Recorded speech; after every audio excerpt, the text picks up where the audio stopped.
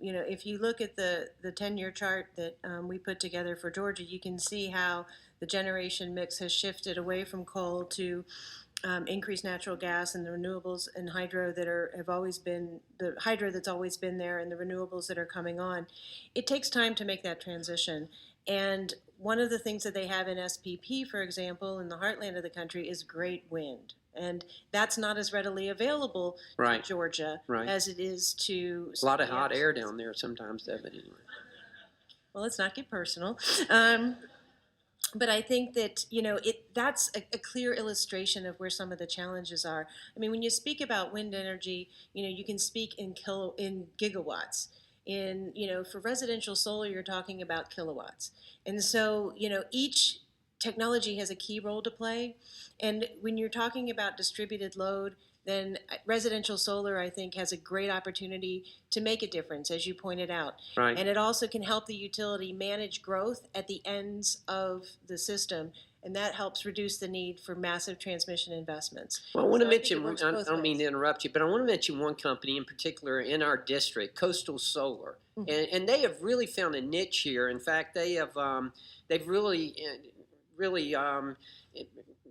been able to really go into the rural areas and particularly to the chicken farmers, and they've actually got solar panels where they've helped the chicken farmers, and a lot of the farmers there in the rural communities are using this and using it to great advantage, and it's helped us. They're one of the reasons. Coastal Solar is one of the reasons why we're seeing more.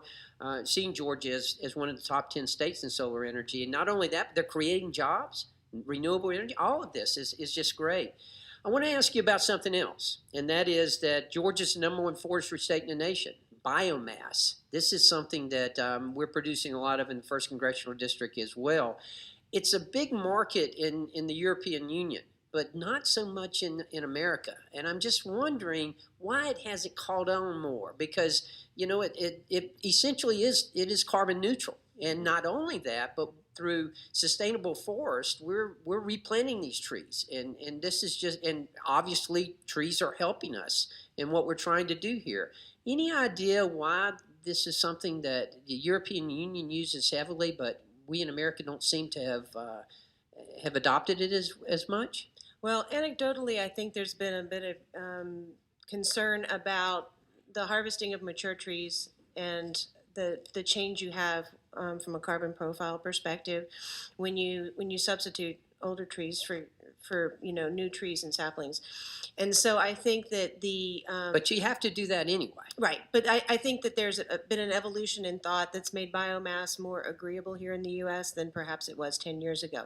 The wonderful thing about biomass that makes it competitive as a renewable technology is that it often doesn't need the same level of backup in terms of storage that solar and wind would, because it is a more stable power generation resource. And so I think that acknowledgement and the carbon neutrality of it is becoming more accepted. But I think that there was such a focus 10 years ago on being better than carbon neutral that I think it took a little while for things to catch up. I mean, we've had an experience where plastic bags were better than paper bags, and now we don't like plastic bags. So I think that as we become more informed as a society, we get better information. Right. Well, my time's up, but I just want to state for the record, Georgia's doing our part, and I'm very proud of our state.